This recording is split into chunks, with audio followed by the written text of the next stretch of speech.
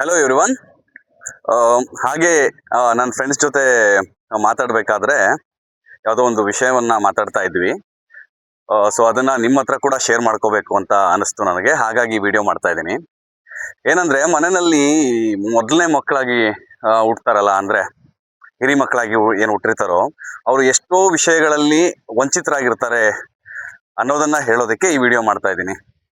ಅವರು ತಮ್ಮ childhood days ಅಲ್ಲಿ ಸಹಜವಾಗಿ ಯಾವುದೋ ಒಂದು ಈವನ್ ಕೈಯಲ್ಲಿ ಒಂದು ಆಟ ಸಾಮಾನ ಹಿಡ್ಕೊಂಡು ಆಟ ಆಡ್ಬೇಕಾದ್ರೆ ಕೂಡ ಕೈಯಲ್ಲಿರೋ ಆಟ ಸಾಮಾನೇ ಕಿತ್ಕೊಂಡು ತನ್ನ ಸಣ್ಣ ಮಕ್ಕಳಿಗೆ ಕೊಟ್ಟು, ನೀನು ದೊಡ್ಡವನು, ಚಿಕ್ಕವರು ಆಟ ಆಡ್ಲಿ ಅಂತ ಹೇಳ್ತಾರೆ. ಸೊ ಅಲ್ಲಿಂದ ಆರಂಭಗೊಂಡಿದ್ದು.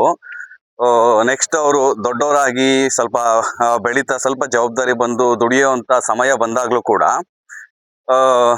ನೀನ್ ದೊಡ್ಡವನು, ಅವನಿಗೇನು ಹುಡುಗಾಟಿಕೆ, ಚಿಕ್ಕವನು, ನೀನು ಎಲ್ಲ ಜವಾಬ್ದಾರಿ ತಗೋಬೇಕು ಅಂತ ಹೇಳಿ ಹಿರಿ ಮಗನ ಮೇಲೆ ಹಾಕ್ತಾರೆ. ನಂತರ ಇನ್ನು ಮುಂದೆ ಹೋಗ್ತಾ ಹೋಗ್ತಾ ಇವತ್ತಿಗೂ ಕೂಡ ಈ ಕೆಲವೊಂದು ಹಳ್ಳಿಗಳಲ್ಲಿ ಕಾನ್ಸೆಪ್ಟ್ ಇದೆ.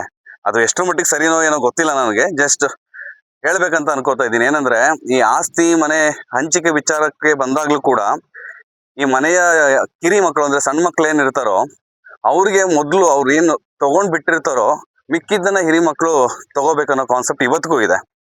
ಸೊ ಹೀಗೆ ಪ್ರತಿ ಒಂದ್ರಲ್ಲೂ ಕೂಡ ಹಿರಿ ಮಕ್ಕಳು ವಂಚಿತರಾಗ್ತಾನೆ ಬರ್ತಾರೆ. ಇದು ಎಷ್ಟರ ಮಟ್ಟಿಗೆ ಸರಿನೋ ಗೊತ್ತಿಲ್ಲ, ಇದು ಎಲ್ಲರ ಮನೆಯಲ್ಲೂ ಆಗಿದೆಯೋ ಗೊತ್ತಿಲ್ಲ, ಬಟ್ ನಾನು ಕಣ್ಣಾರೆ ನೋಡಿರೋದ್ರಿಂದ ಜಸ್ಟ್ ಹೇಳ್ಬೇಕನ್ನಿಸ್ತು.